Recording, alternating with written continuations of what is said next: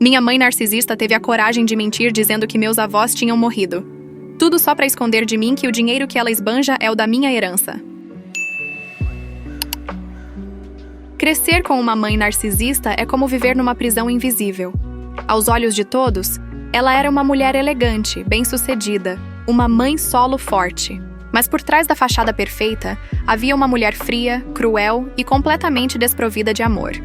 Desde que me entendo por gente, fui tratada como um fardo. Me lembro de ter uns 5 anos e ficar horas sozinha em casa enquanto ela saía para resolver assuntos importantes, que mais tarde descobri serem jantares caros, massagens e viagens com amigas. Quando ela voltava, me olhava com nojo, como se minha existência fosse um erro que ela era obrigada a tolerar. Se eu tentava abraçá-la, ela se esquivava com uma expressão de desprezo. E se por acaso eu perguntava sobre meu pai ou meus avós, a resposta era sempre a mesma. Mortos? Todos mortos. Agora cala essa boca. Nunca questionei. Nunca tive coragem. A maneira como ela dizia isso, como se fosse culpa minha eles terem morrido, me fazia engolir a dor e sufocar a curiosidade. Minha infância foi cercada por humilhações constantes. Enquanto eu vestia roupas de segunda mão, ela desfilava com bolsas de grife. Quando eu chorava por sentir fome ou solidão, ela dizia que eu estava dramatizando, que eu devia agradecer por ter um teto. Ela adorava repetir que se não fosse por ela, eu estaria largada nas ruas, como uma mendiguinha inútil. Ela me dava o básico do básico. Um prato de arroz, uma cama dura e uniforme velho. Já ela passava dias em spas, fazia compras de milhares de reais e postava nas redes sociais fotos em hotéis de luxo, sorrindo com a legenda: "Viva como uma rainha". Ironia, né? Porque a verdadeira herdeira era eu. Só que eu não fazia ideia disso.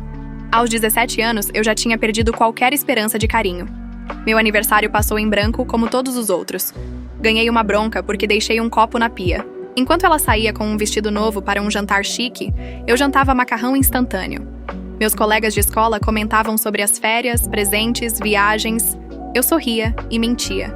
Dizia que não gostava de festas, que era mais reservada. Ninguém sabia o que acontecia dentro daquela casa. E então, faltando poucos meses para completar 18, numa tarde qualquer, meu celular tocou. Número desconhecido. Quase não atendi. Mas alguma coisa dentro de mim, um pressentimento, me fez deslizar o dedo e dizer: "Alô? Alô? É você, querida? É a minha netinha?" Fiquei em silêncio. O mundo pareceu parar. Aquela voz não era de uma estranha. Era quente, amorosa, familiar, de alguma forma que eu não sabia explicar. "Me desculpa te ligar assim, mas é que eu precisava tentar. Você se chama meu nome completo. Sua mãe é nome da minha mãe. Você nasceu no dia minha data de nascimento, às 7h20 da manhã. Eu estava lá, no hospital. Eu te segurei no colo. Meu coração disparou. Eu tremia dos pés à cabeça. Quase desliguei, achando que era um trote, um golpe. Mas não podia ser. Quem mais saberia dessas coisas? Você disse que é minha avó? Mas minha mãe disse que meus avós morreram. Que meu pai também." Do outro lado da linha ouvi um choro abafado. Sincero. Duro de ouvir. "Isso é mentira, minha neta. Uma mentira terrível. A gente tentou te encontrar durante anos. Enviamos cartas, fomos até escolas, tentamos entrar em contato por todas as formas. Mas ela sempre impediu. Sempre deu um jeito de nos afastar. Nós nunca deixamos de procurar você. Aquela ligação foi o começo do fim." Eu desabei. Chorei tanto que mal conseguia respirar. Do outro lado, ela chorava também, pedindo perdão por não ter conseguido me tirar das garras da minha mãe antes. E meu pai?" Perguntei quase sem forças. Ele morreu sim, querida. Mas não como ela contou. Ele te amava mais do que tudo. Antes de morrer, ele deixou tudo o que tinha pra você. Sabia que sua mãe era uma cobra. Fez um testamento completo, colocando seu nome. Mas como você era menor de idade, ela teve acesso ao dinheiro.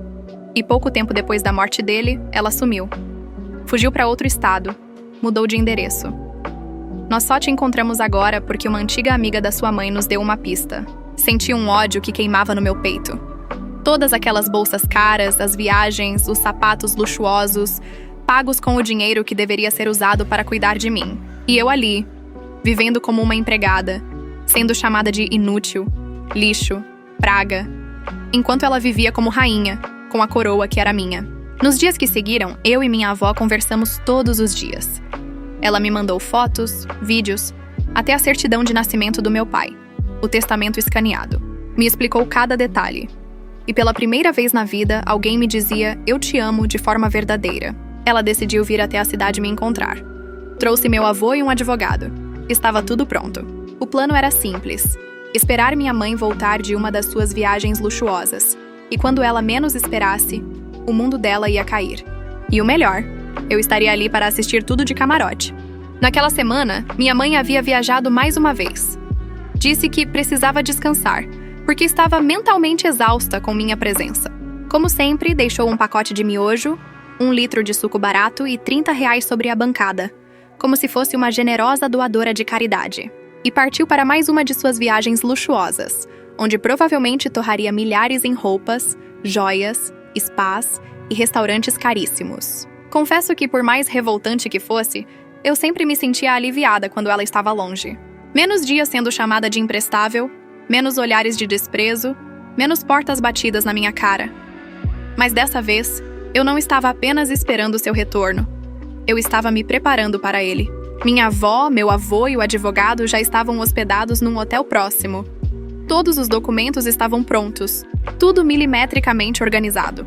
Com a minha maioridade, agora eu podia assumir legalmente tudo o que era meu e processá-la por cada centavo que ela usou indevidamente. E a melhor parte?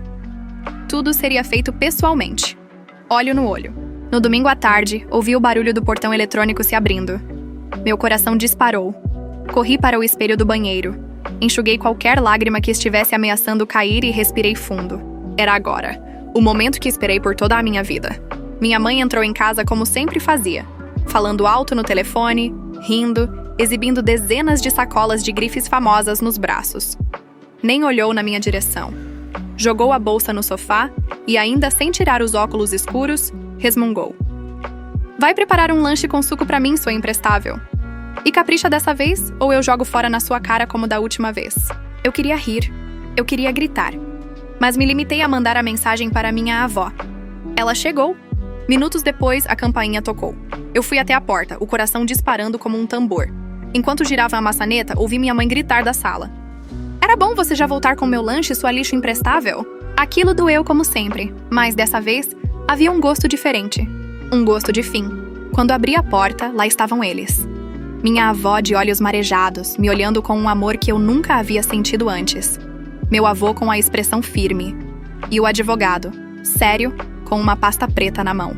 Sem dizer uma palavra, abracei minha avó com força. Ela sussurrou no meu ouvido. Vai ficar tudo bem agora, minha menina. Eu prometo. Entramos em silêncio. Pisamos na casa como fantasmas prontos para assombrar. Minha mãe, ainda no sofá, estava de costas, rindo ao telefone.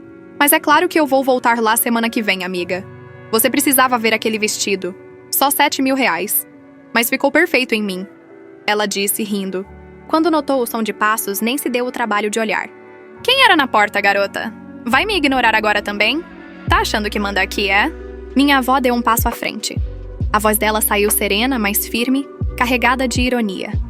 Não está se lembrando de mim, minha querida? O som do celular caindo no chão ecoou na sala. Minha mãe se virou num pulo, os olhos arregalados. O rosto dela ficou pálido como papel. A boca se abriu, mas nenhuma palavra saiu. Mãe? Ela sussurrou, quase tropeçando nos próprios pés. Sim, sou eu. A mesma mãe que você disse estar morta.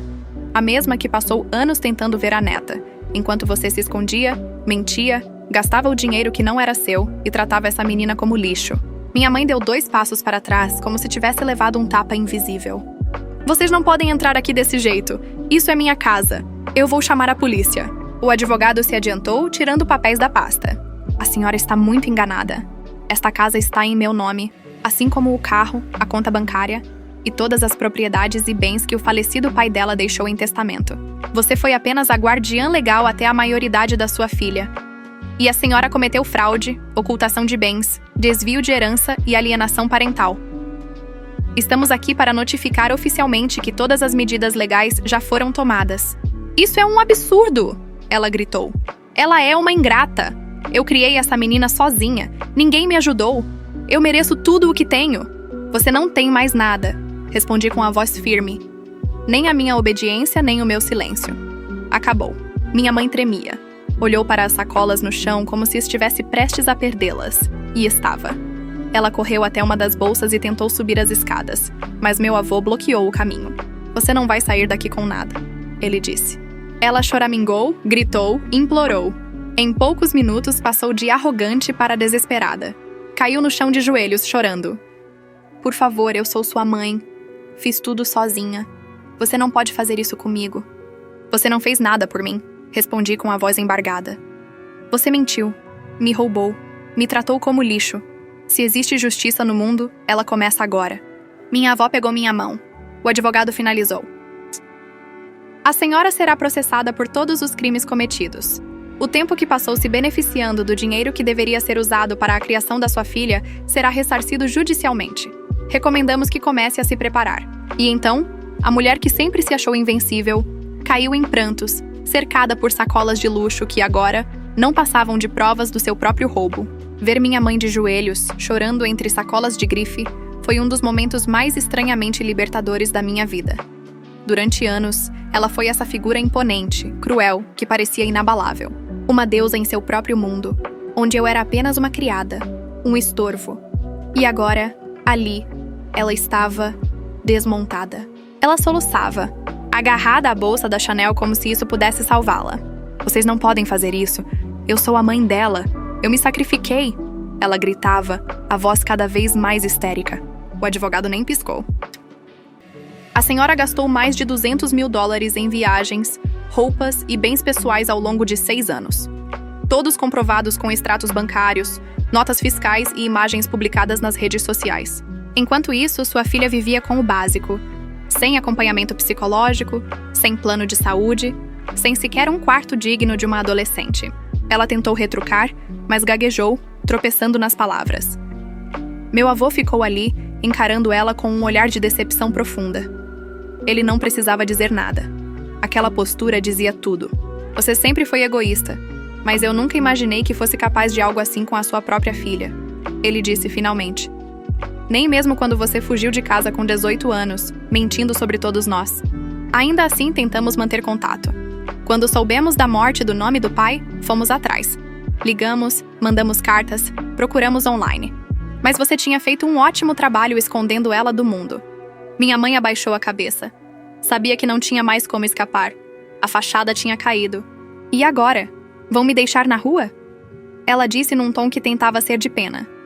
Vão me humilhar assim? Vocês são monstros. Monstro? Eu ri pela primeira vez. Um riso nervoso, quase histérico. Monstro é quem mente sobre a morte dos próprios pais para esconder uma herança. Monstro é quem chama a própria filha de imprestável, lixo, peste, e gasta o dinheiro que o pai dela deixou para garantir um futuro decente, enquanto viaja ao mundo e me deixa sozinha com fome. Monstro é quem me fez acreditar que eu era um erro, que eu era indesejada, que ninguém me amava. Ela se calou. Pela primeira vez na vida, ela ouviu. Minha avó me apertou a mão e falou com firmeza. Você não vai mais viver com essa mulher. Já temos a tutela total aprovada legalmente. Você vem conosco. Como assim? Minha mãe gritou, tentando se levantar. Ela tem 18 anos, não precisa de tutela. Ela tem sim, disse o advogado. Mas como ainda está em processo de finalização da herança e há diversas ações legais em andamento, a senhora, nome da avó, estará como curadora legal temporária dos bens e processos em nome da neta, até que tudo esteja resolvido. O juiz aceitou considerando o histórico de abuso emocional e negligência. E como a senhora é acusada de desvio de patrimônio e alienação parental, não poderá se aproximar até o julgamento. O rosto da minha mãe perdeu qualquer cor. Ela parecia prestes a desmaiar. Tentou se apoiar no sofá, mas caiu sentada no chão. Não, isso é um pesadelo? Sussurrou. O advogado estendeu alguns papéis. Estes são os documentos. A senhora tem 48 horas para deixar a residência. Leve apenas seus pertences pessoais. Tudo o mais será inventariado e recuperado judicialmente. Ela não se mexeu. Minha avó olhou para mim e disse com doçura. Vai arrumar suas coisas, querida. A gente te espera no carro. Eu subi as escadas devagar, como se ainda não acreditasse no que estava acontecendo. Cada passo era como se eu deixasse uma parte daquela prisão para trás. Entrei no meu quarto e olhei ao redor. Paredes descascadas, colchão velho, armário quebrado. Nenhuma lembrança boa. Nenhum apego. Peguei uma mala pequena com minhas roupas, as poucas que ela ainda não tinha jogado fora ou doado para quem merecia mais, e desci. Quando passei pela sala, minha mãe ainda estava no chão, murmurando coisas desconexas. Olhou para mim como uma criança perdida. Você não vai me deixar, vai? Eu sou sua mãe. E eu sou a filha que você tentou destruir, respondi com lágrimas nos olhos. Mas não conseguiu. Saí pela porta da frente com minha avó ao lado, meu avô vindo logo atrás. O sol estava forte, mas pela primeira vez em anos, eu não senti peso. Só liberdade. No carro, minha avó me deu um envelope com fotos minhas bebê, cartas do meu pai, cópias do testamento e uma pulseira que ele havia comprado para mim antes de morrer. Ele tinha deixado tudo. Casa, carro, investimentos, até seguros em meu nome. Tudo com uma única condição no testamento, que fosse usado apenas para o meu bem. Chorei em silêncio por todo o caminho até o hotel. Nos dias seguintes, minha vida virou do avesso. Pela primeira vez, de forma positiva. Acordava em um quarto limpo, cheiroso, com uma cama de verdade e comida fresca esperando por mim. Meus avós me tratavam com tanto carinho que no início eu quase não sabia como reagir. Um abraço demorado. Um bom dia sincero. Coisas simples que eu nunca tinha recebido de verdade. Enquanto isso, o advogado cuidava de cada detalhe da ação. Minha mãe já tinha sido formalmente notificada de que seria processada criminalmente por apropriação indébita, falsidade ideológica e alienação parental. O advogado garantiu que ela não apenas perderia todos os bens que comprou com o meu dinheiro, mas que ainda teria que pagar uma indenização altíssima.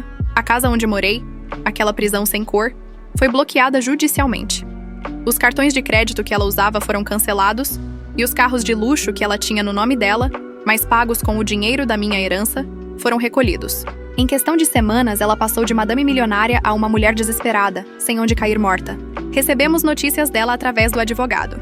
Tentou apelar dizendo que gastou tudo para criar a filha, mas nenhuma despesa condizia com isso. A justiça não aceitou.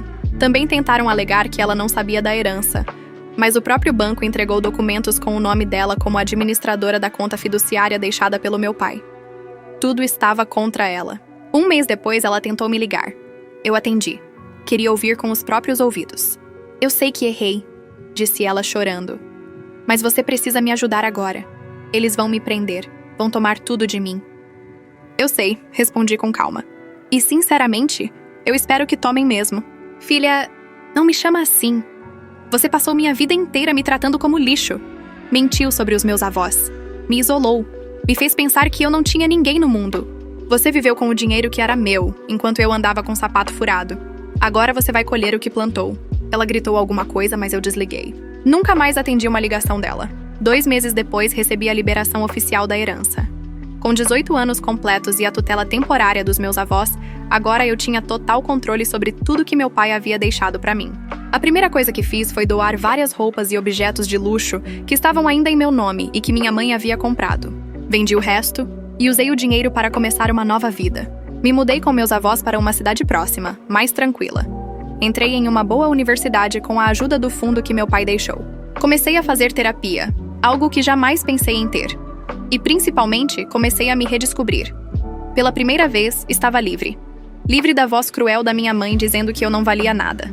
Livre das comparações, dos gritos, dos silêncios torturantes. Minha avó me contou histórias sobre meu pai. Ele era amoroso, inteligente, um homem bom que ficou doente muito cedo. Antes de morrer, ele já suspeitava da verdadeira natureza da mulher com quem se casou. E por isso fez questão de blindar a herança da melhor forma possível. Ele nunca me abandonou. Mesmo depois da morte, ainda estava cuidando de mim. A justiça foi feita. Minha mãe foi condenada. Passou um tempo presa, e mesmo depois que saiu, sua ficha ficou manchada. Perdeu tudo. Amigos, status, até a aparência dela mudou. A mulher vaidosa e arrogante virou alguém irreconhecível, com roupas velhas e uma expressão vazia. Tentou entrar com recurso, tentou fazer escândalo nas redes sociais, mas ninguém deu ouvidos. Hoje se pergunta por aí, é como se ela nunca tivesse existido. E eu floresci. Tenho uma nova família. Um lar de verdade. Estou construindo minha própria história, com dignidade, com paz. Às vezes ainda dói lembrar de tudo que passei, mas essa dor agora virou força. Um lembrete diário de que eu sobrevivi. E mais do que isso, eu venci. Porque no fim das contas, o amor da minha avó, a memória do meu pai e a minha própria força interior foram mais poderosos do que todas as mentiras que ela tentou usar para me apagar. ela tentou me fazer desaparecer. Mas eu voltei, mais viva do que nunca. Obrigado por assistir até o final. Não se esqueça de deixar o seu like, comentar e, claro, se inscrever no canal.